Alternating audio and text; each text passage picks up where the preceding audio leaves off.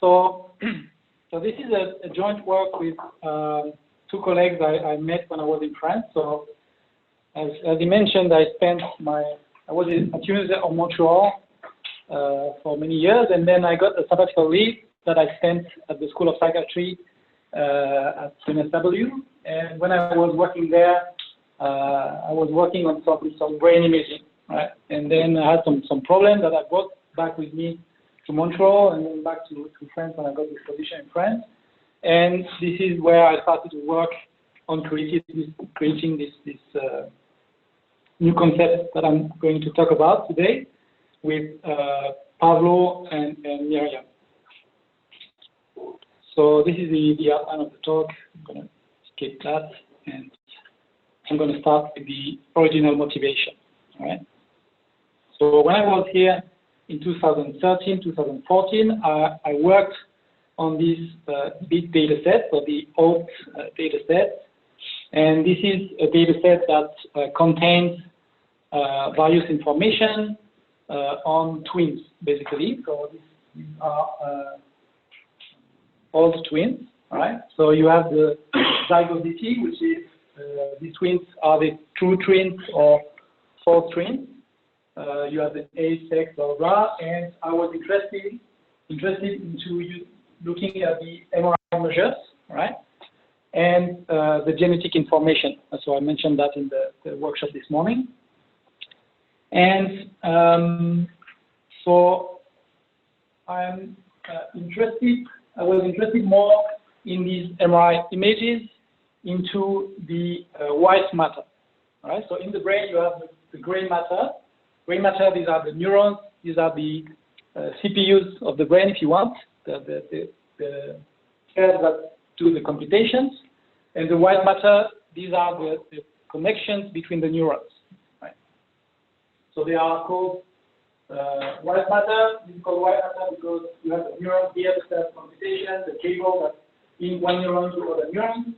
And this link here, there is some sort of cells around that is white. It's called white matter. Right? So the white matter comprises all these long axonal fibers. Right? And you can have some problems in terms of integrity of these fibers. Right? And it's important to be able to understand if these problems of integrity they are related to the genes or to some environmental factors.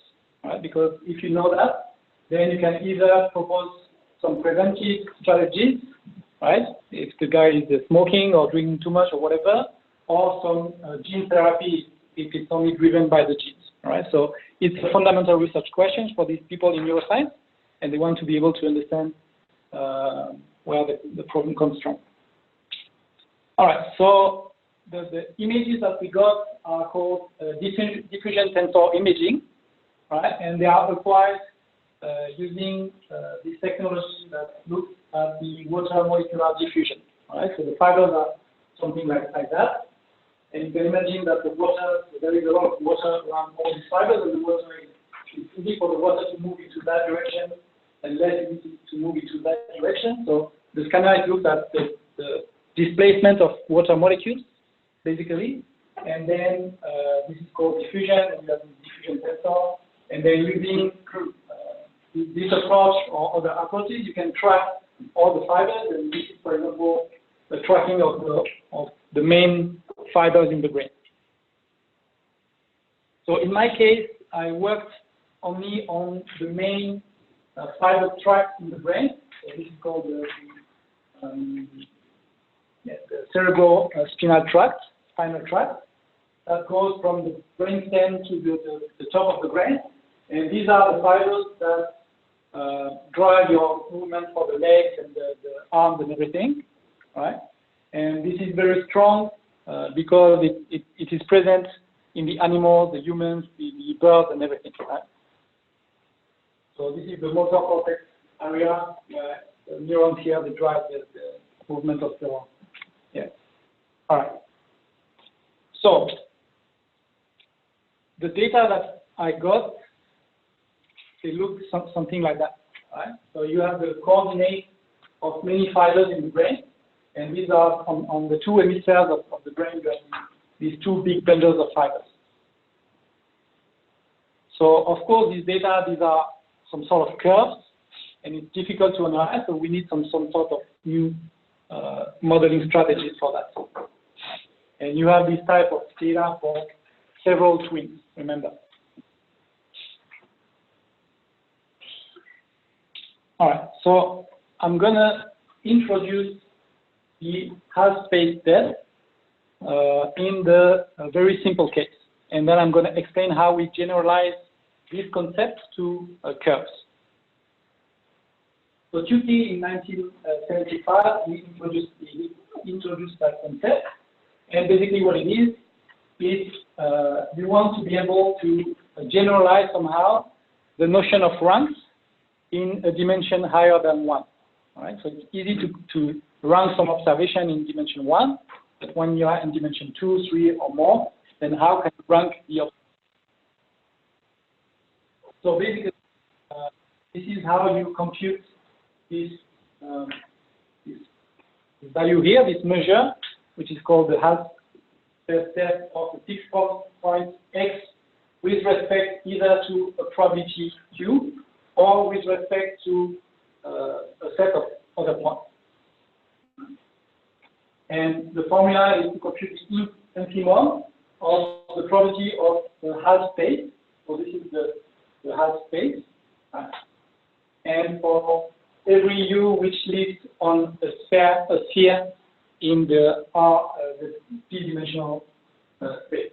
Right. So we take a sphere in space here, we take a vector U on the sphere, and for every possible vector on that sphere, you compute half space, which is given by this thing. So it's a half space that goes through that point. So you pick a point in the space, you have a half space that goes through that point, and which is orthogonal to the direction given by the vector on the sphere.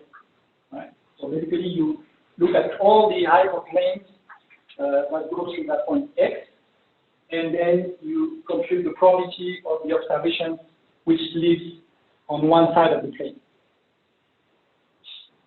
And this is the empirical version of this.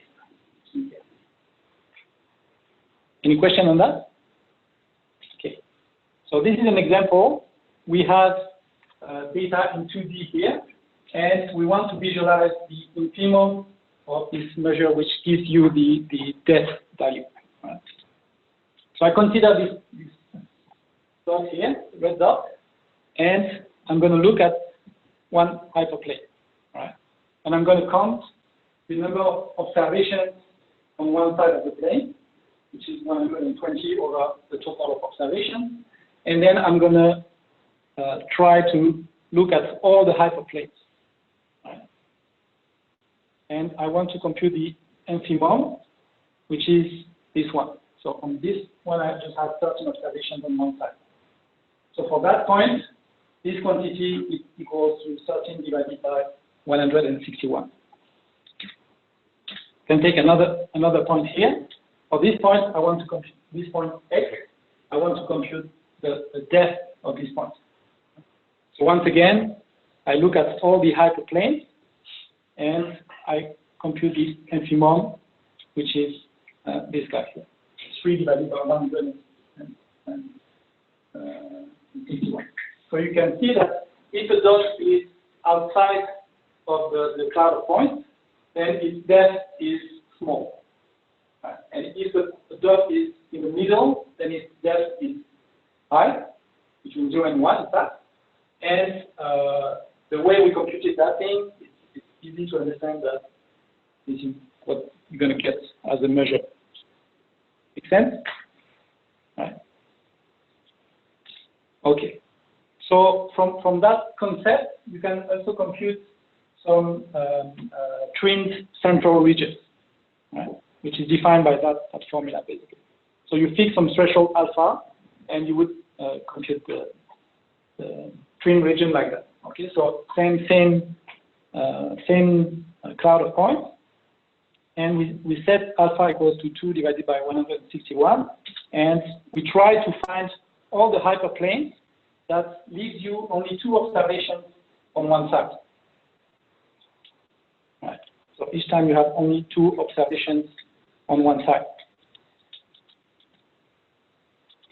Okay. And this gives you a trim region, all right? And you can change the value of alpha to obtain some sort of control set, which tells you which points are in the middle, more or less. All right. And this is what you get for if you consider many values of alpha. So it's really you could represent like that. All right. So for our case, our objective, the brain fibers, they live in 3 dimensions, not in 2 dimensions. Remember, you have these brain fibers in the brain, all right? And so we need to consider this notion for points in 3 dimensions or 2 dimensions. So it's exactly the same formula as before, but now you are R3 instead of R2. And this is the half space in 3 dimensions, right? You have the sphere, the hypersphere I mentioned. You take some vector of u on the hypersphere, and then you set the value x, and you take a plane that goes through x, and which is orthogonal to u. And then when you move the u on the hypersphere, then it moves the hypersphere. And then you look at this is your half space. You look at all the observations that are on one side of the hypersphere, in this hyperspace, in this half space. All right. So same as before, we can compute the trimmed regions, and this is the type of regions you can obtain. Right. Okay, so that was for the original concept of data depth. Now, we would like to use that concept for the brain fibers, but the brain fibers, they are observed at a finite number of points. But if we forget that they are linked, then we're going to lose that information. Right? So if we just apply this concept to the points that describe our fibers, then we don't want to lose that information that some of these points, they are connected. Right? So this is the problem. We need something more advanced than the original data depth concept. Right? So there is another concept, which is the functional data depth. So here you have function, and the data depth function, the data depth of function is defined like that. So basically, you take the one-dimensional Tukey depth. So you fix the value of t anywhere, and when you have fixed the value of t, then on this axis here, you have just the points which are here. Right? So you live in one dimension here, and then you just compute the depth of this specific point or some curve that you set here, respectively, with respect to all the points that are defined for the process, all the other curves. And then you integrate that over all values of t. Yes? So are the links of the fibers due to measurements on different days? Is that what links the fibers together? No, or that's what it's a geometrical link. So why would you have the days on the x-axis then? That's an example that has nothing to do with the fiber. Okay. Yeah. Yeah. Okay. Right. Yeah. So it's just some functional data and actual. Yeah. Right. Okay. So that was something we could think about, trying to use the functional data depth on the fibers, because the fibers, they are some sort of function somehow, right? So this is good, but the fibers, they live in 3 dimensions, right? So here, this is what you get as a ranking for this function, right? So the blue one, for example, is the more in the middle, the depth, the higher value of depth, and the yellow one has a smaller value of depth. So the brain fibers, they live in 3 dimensions, so this lives only in 1 dimension, so we need something multivariate. So this is what you have, multivariate functional half depth. This already existed, it's 2014, right? So same formula as before, but then consider not just for t fixed, not just one point on a curve, but the curve lives in 3 dimensions, so you have now 3 coordinates, for example. Right? So this guy here will give you the 3 coordinates and something for this. And you will integrate about all values of t. So can we use that thing? Is it a good idea to use that thing in our context? All right. So what happens if I consider two different parameterizations of a curve? Right? I consider a curve in 3 dimensions, and I create two different parameterizations. So this formula or this formula will parameterize a curve in 3 dimensions, but differently. Right? So I'm going to.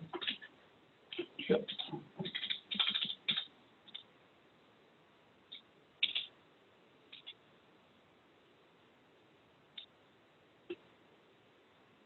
Yeah. So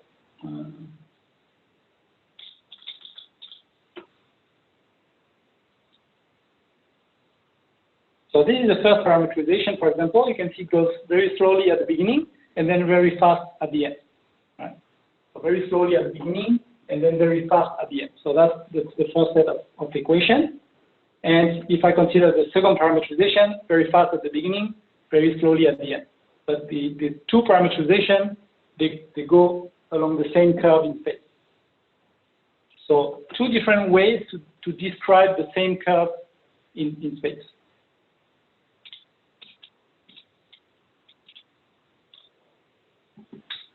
All right. So if I apply this multivariate function of depth concept on this type of curve, so I take this S here, I move them around a little bit, right, to create a set of S pattern, basically, and I apply this using parameterization A or using parameterization B. Right? And you can see that the induced orders, they are different. So we need another notion of depth, basically. We can apply that to this famous FDA data set, right?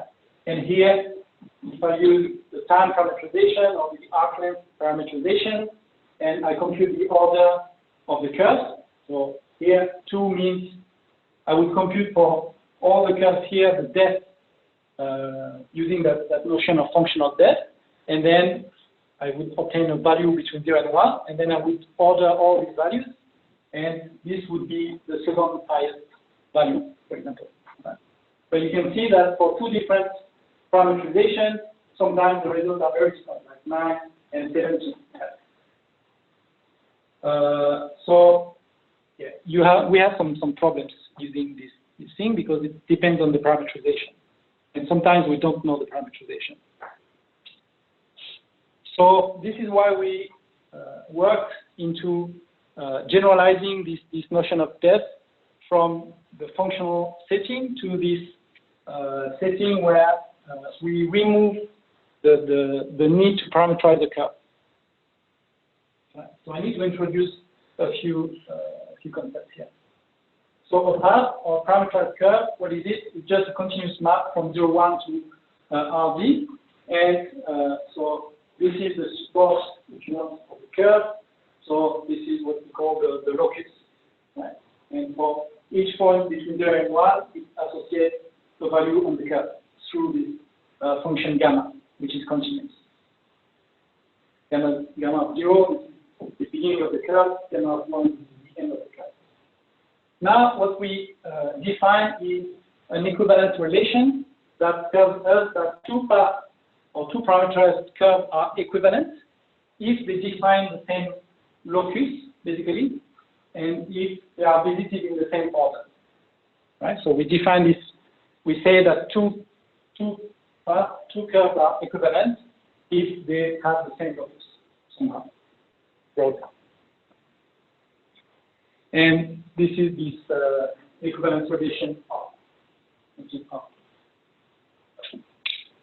All right, and now we define an unparameterized curve to be an equivalence class. Basically, we take, if we have one parameterized curve, we put in the same bag all the other parameterized curves that have the same locus, that visit the same geometrical object in space.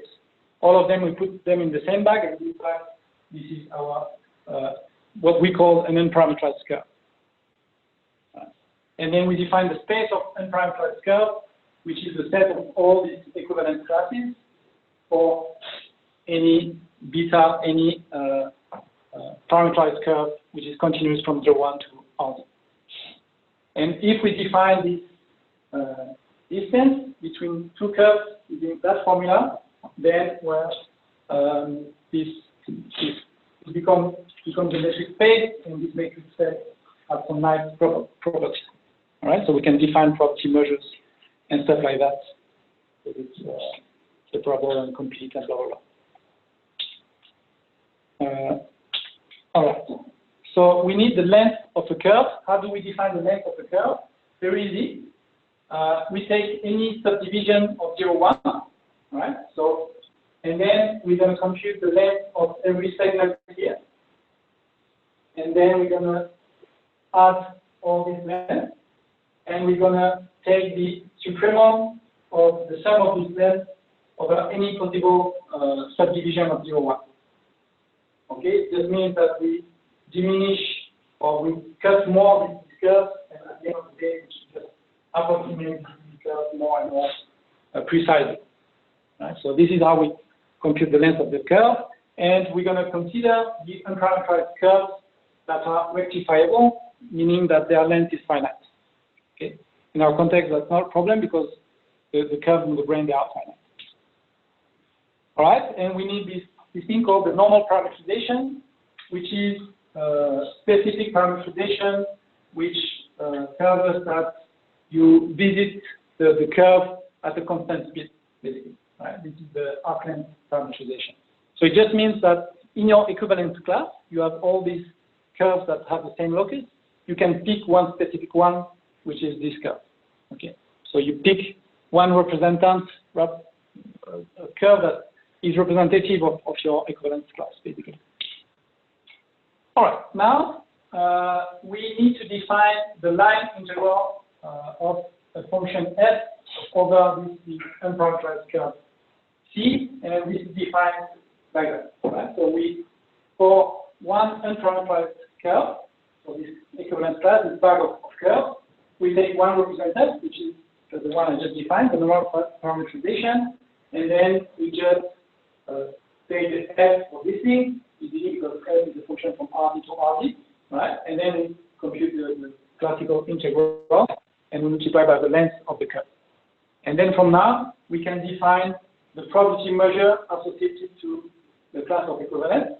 So this is the formula. Just to understand the formula, is basically each time you take the set in the Boolean set, right? You look if there is an intersection between this set and your curve, and then you compute the length which is within that set, and you divide by the total length of the curve. What is done here? So it's the portion of the curve which is within that set that defines the probability measure associated with the curve. All right, and almost done. Now we define a set of probability distributions. P is the probability distribution on the set of curves, all right, which have a finite length with probability 1, and then we define the chi, which is a random element of the set, which means that chi it creates a curve. Like a random variable would create a number. This chi is a random element that would generate a curve. Right? And we define a measure P on the Boolean set once again by the expected value of mu x of A and mu x of A. This is just defined on the previous slide. Right? So this is the expected value of this thing. So basically, we can imagine that we generate an infinite number of curves like that, and we look at the curve that intersect with the set, and then we take the expected value of the that I described here, the expected value of the proportional length of each curve that intersects with that set. All right, and now we just define the new notion of curve depth through that formula, and you will recognize somehow the formula we have previously, the increment over all the u that goes on the sphere of the iteration. Right. So I compute the probability of the half space, and I have to divide by this thing for another reason. Now, this is our statistical parametric model, non-parametric model. So we imagine that we have n random elements, independent, identically distributed from some probability distribution on the set of probability distributions defined on the set of random curves, right? And I set one curve, deterministic, not necessarily realization of this guy, another curve, and I can define the empirical depth curves or this curve with respect to this set of curves. Right? And this is defined as previously. I just have to replace the probability measure Q defined before by the empirical probability measure which is defined here. Okay. So this is in practice how you would compute this formula, and I've written here a way to understand a bit better how it works. So you set some u on the hypersphere, and you imagine that you would do that for all the u. So basically you would move around this hyperplane into all the possible directions, right? And then you will look at the part of the formula on the top here. What is it? So remember what is mu c of h u x that tells you if the curve goes deeply into the half space or not. So this formula on the top, it tells you something about the proportion among all these curves C1, C2, Cn, how much they enter deeply into this green stuff here. And the other one, it tells you something about the curve you are interested in, so the red curve in that context. So if you want to compute the infimum here, you want to minimize the top and maximize the bottom, right? So you want that these curves go very deep into the green stuff, and the other curves don't go too deep into the green stuff. Right? So this is how you measure this depth of the curve with respect to the bundle. Right? Because if this value is small, it means there is a big discrepancy. If it's huge, it's not. All right. So we proved a few properties for these measures. So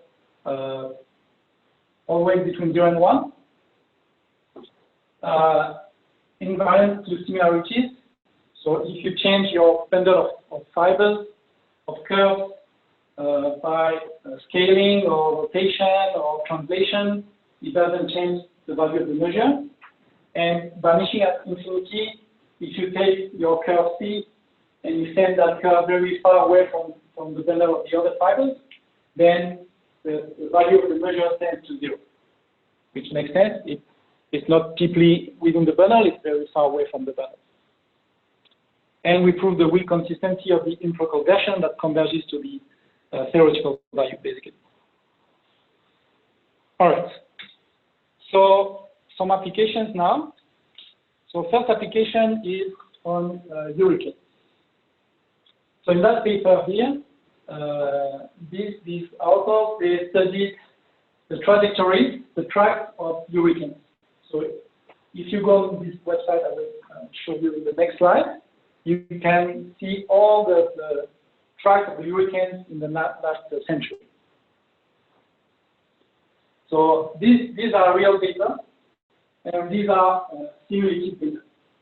So we apply some sort of some modification of some functional depth concept to these curves. And you can see here that, so this is their method, there is some sort of problem, right? Because, for example, the yellow one, this is the most in the middle, the depth is maximum, closest to 1 as possible, and the red one is where the value of the depth is small. So these are outliers. But it's trying to find, for example, this red curve or this red curve to be in the middle of this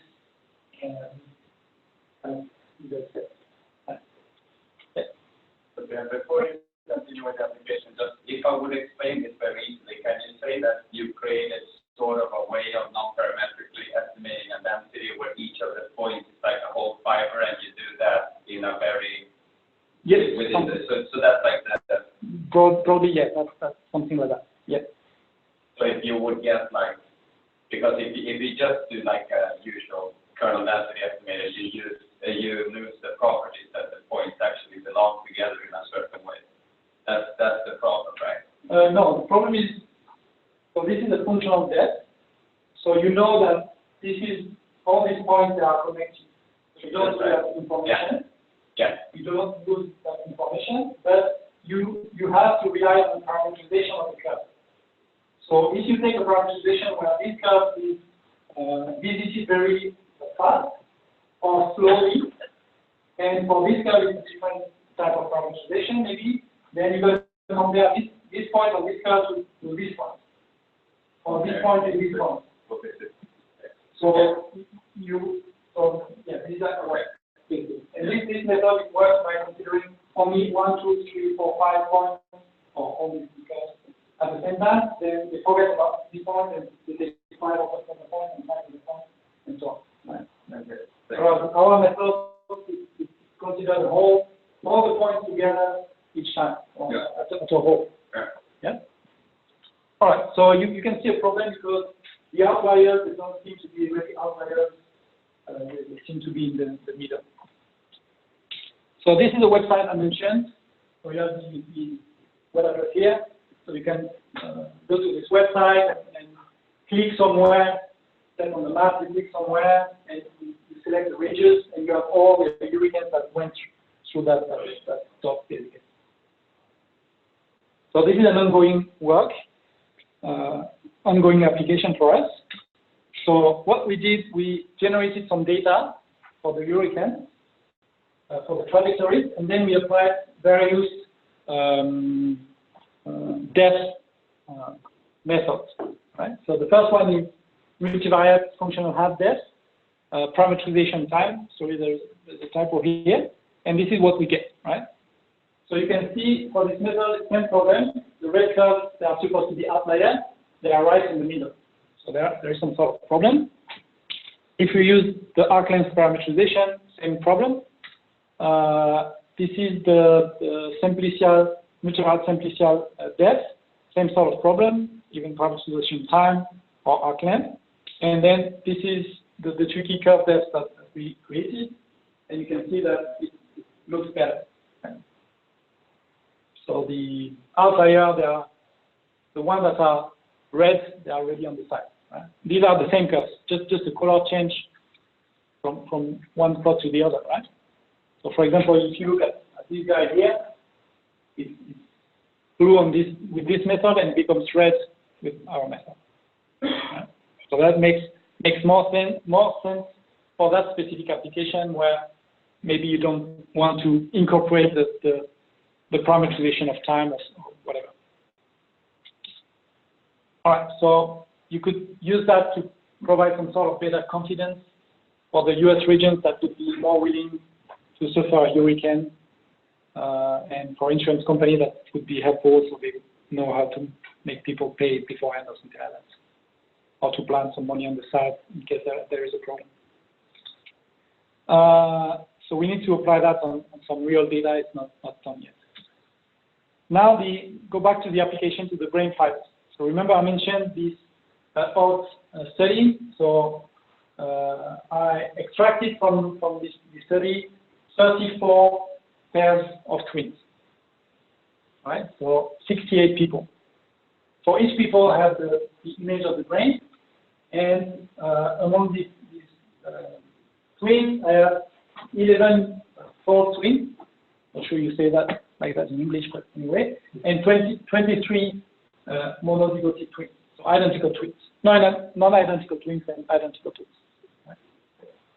So 68 people, 34 brains, and 23 DZ, and all right. Now, for each person, I record this main bundle of fibers. Remember the one that makes your arms move. 1,000 fibers, left, right, all right? For the two hemispheres, all right? And a few questions we want to answer with this data. Information compression, better understanding of brain organization, so replacing the whole bundle by just one good representative, right? Like the median, for example, of these fibers. Outlier detection, so if we have some fibers, some brain fibers that are very different from the main bundle, can we detect them to get rid of them and do better analysis without them? Curve registration, so when we have two persons, we want to compare the two bundles of fibers, we need to align them in space, right? So we need to move the whole bundle from one person to the other person and align all these bundles together just to compare if they look different or not in terms of size or orientation. And then study the genetic dependency. The question is the spatial organization of the fibers, is it due to the genetics or is it due to something else? So these are the data that we have, and we apply this data depth method that we developed, and these are the values of the data with colors, right? So I have this thing here.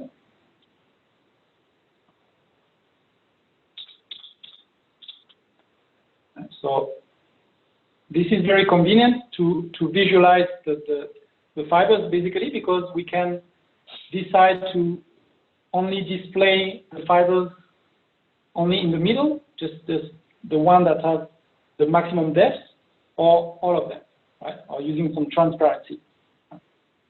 So to be able to visualize the fibers, it is very convenient for people working in neuroscience. Right? So information compression, I just keep the one having the maximum depth. So this is the median of the curves, and I replace these 1,000 fibers by just one curve. So 1,000 curves, just keep one of them, which is the best representative element. And this is for outlier detection. So you can see I display in red the one which has the depth which is close to 0, smallest. And then in the pipeline, because you can imagine this was only for 68 brains. So we could look at 68 brains, but when we have more brains than that, you cannot open all of them, look at the thing, and decide, okay, this one is an outlier, I'm going to get rid of that. This one is it's very time consuming. Okay, so you could automatize that thing by detecting the outliers and then getting rid of them. The curve registration. So how did we do that? So this curve here, the blue curve. So what we did, we took all the 68 brains, we replaced every bundle of fibers within each brain by just the middle one. Okay. So we end up with 68 fibers, which are the middle one of each bundle. And then we take the 68 together and we compute the middle of these 68. This is that curve. This was the middle curve of that subject. Okay. Then for each other subject, we take the red curve, which is the middle curve of so this red curve here, this is the middle curve of this subject for this key bundle of fibers, or half bundle of fibers, right? And the goal is to try to move that curve as close as possible to that one, right? To realign the whole bundle of fibers. And we do that for all the 67 other subjects. So this is what we did. All right, using that distance I mentioned previously, and you can see the difference. Right? So, for example, this value here, that's the value, the distance between that original curve and that curve. And after we move around the whole bundle, then this is what we get. Okay, so we decrease the distance, so the whole bundle of fibers is closer than previously. And we do that for all of them. So then it makes it easier to compare all these bundle of fibers, the geometry, the way they do like that, or the length of everything. Right? So we've done that in the first step, and then we computed these graphs. So what are these graphs? Each dot you see here, it has a depth with respect to one twin, and a depth with respect to the other twin. Okay, so the blue process here, you take the fibers of one subject, and you compute the depth of each fiber in that bundle of 1,000 fibers with respect to all the other fibers. This gives you the values on this axis. And then you take one fiber from one twin, and you put that fiber in the bundle of the other twin, and you compute the depth of this fiber among all the fibers of the other twin. That gives you the other value here on this axis. And you do that for all the fibers. Right? So it's very time consuming. And then you do that same thing for the red dots. So you consider the other twin. You take each fiber of the other twin among its own fibers, and then each fiber you send that to the fibers of the other guy, and you compute the depth within the other bundle of fibers. And this gives you these plots, which are called TD plots. Right? And here, NZ, NZ, these are the plots for the identical twins, and these are the plots for the non-identical twins. So what does it mean? How you can read this graph? It tells you that the proximity of the fibers between two different twins, between two twins which are identical twins, so these are not the same people, right? Just twin identical twins, it's very close compared to two twins which are non-identical. So it means that the spatial organization of the fibers is driven by the genetics quite important. So when I meant genetics, I didn't do anything related to the genes or the SNPs or all that kind of stuff, right? Only the vigority of the twins. Because you know that the identical twins, they share 100% of their genes somehow, and the other one only 50%. It's not finished, then we want to extract some measure from that to be able to compute what is called the heritability. We haven't done that yet. And also we can do some randomization procedure here to compute a p-value related to that. This is in progress. All right, so conclusion, a novel notion of data depth that you can use for curves, which doesn't use any sort of parametrization or get rid of the parametrization. We quickly exploit the geometry of the fibers somehow. The properties, nice properties, invariant to similarity, vanishing at infinity, and this can be used as a descriptive statistics to look at the middle fibers and that kind of stuff. In the paper, there are some applications in unsupervised classification, like to classify digits, for example. And we have this package, curve depth, which is available on the front already. And we are working currently from going from 68 brains to 20,000 and looking at all the main bundle of fibers in the brain, not only the one that makes you move around. So that's all for today. Thank you.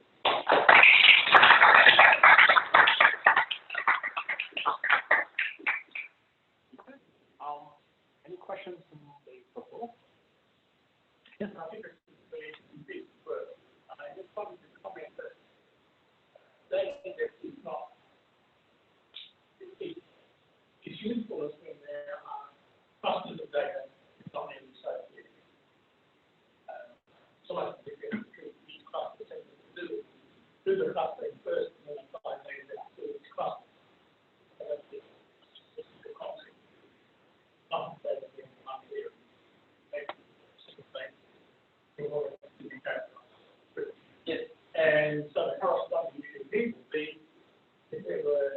if they were multi-bundle,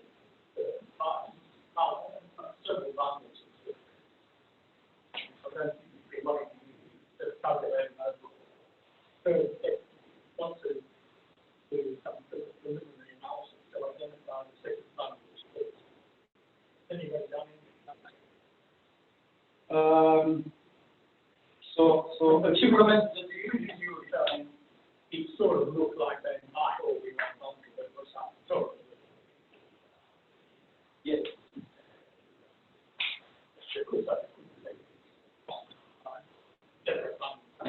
Yeah. And the other example is it will be different.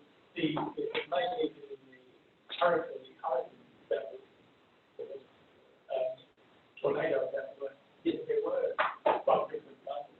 Yes. Yeah, that's a good point, I guess. When you try to identify, for example, outliers, then you can imagine that the outliers belongs to another complication. So you can exactly right. In the brain, there is some known information, like anatomical information. So people who are in the open brain investigation. So we know that these constitute pro-potential fibers that relate listening to this part that deal with the visual stimulus. For example, you have neural fibers that goes from the eye to the part at the back of the brain.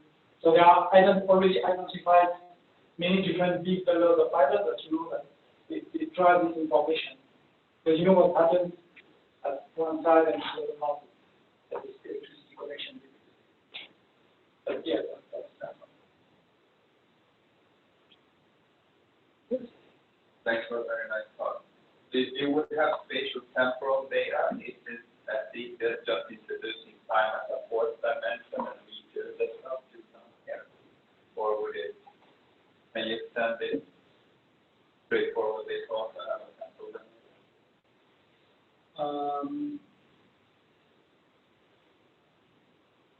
So what do you mean? So like you have fibers, but you also have like someone doing a task in time or something. So you follow, it's not only the fiber in the location, it's also a fiber.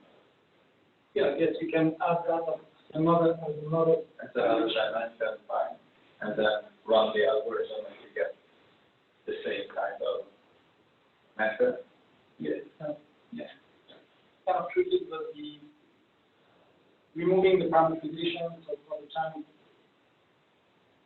I'm not sure it makes perfect sense. Because the data I think makes sense. Like if you have a fiber and someone's doing a task and you want to see the variation inside for that fiber. Yeah. And the second question, I think you touched upon like you would use this for regression. How would you do that if you would like to see which variables affect the depth? I think it said something about it, right? Yeah, it was mainly to characterize the closeness of this thing to this axis. Because if you take the two same persons here and here, all the points will be on that line. Yeah. Right? So for example, I could do a PCA, I don't know, and look at the seven eigen values or vectors, and then that will give me the proximity of this axis, and compute the same thing here, and this would give me some measure of closeness of the points to this line, and then use that as a proxy for yeah. Okay. I'm just thinking, when you're just modeling a probability distribution and you want to make the parameters function of covariance, like could you do something similar here? Probably not, because you're going fully non-parametric. Yeah, I don't think so. You can do that. Yeah. Thanks. Yeah, welcome. Right. It's more on the slide side. Yeah. Well, thank you. I really enjoyed the talk in general. And my question was, I haven't really understood why the most internal fiber is representative. I mean, I thought that if you are looking for a disease, Yes. You just focus on outliers. But I may be wrong. Because I don't know anything about this type of data. So the idea is that when you look at this concept in dimension 1, then the depth is the rank of the observation. So the one which is right in the middle, this is the median of the observations. And the median is usually a good representative of all the observations. So you would replace all the observations just by their median to do something. So it's like when you do the t-test, you would compare the two means. Yeah, but if I want to compare like people, different people, I would expect that the median curve is more similar than outliers. But it doesn't make any. Yeah, if you're looking for a disease for differences, looking at the most internal one is still reasonable. I'm not sure here to look at the disease, more to look at is the organization of this main bundle of fibers driven by the genetics or by something else.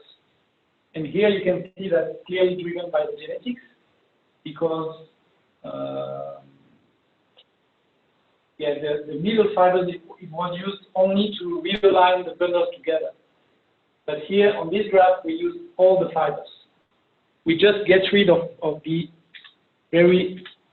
these extra fibers because the way that these fibers are computed, it's not like we use a microscope and we see that. It's just there are some MT algorithms and stuff like that to be able to track these fibers. So sometimes you can make some mistakes. Right? So you want to get rid of these fibers because you think there was some sort of problem in the algorithm, MT algorithm, for example, that tracks these fibers. And you just want to keep the big bundle of fibers as it is. And then you have two bundles of fibers, and you want to compare these between two persons, right? Do they look very similar or not? And but I think that the goal in terms of is it driven by genetics?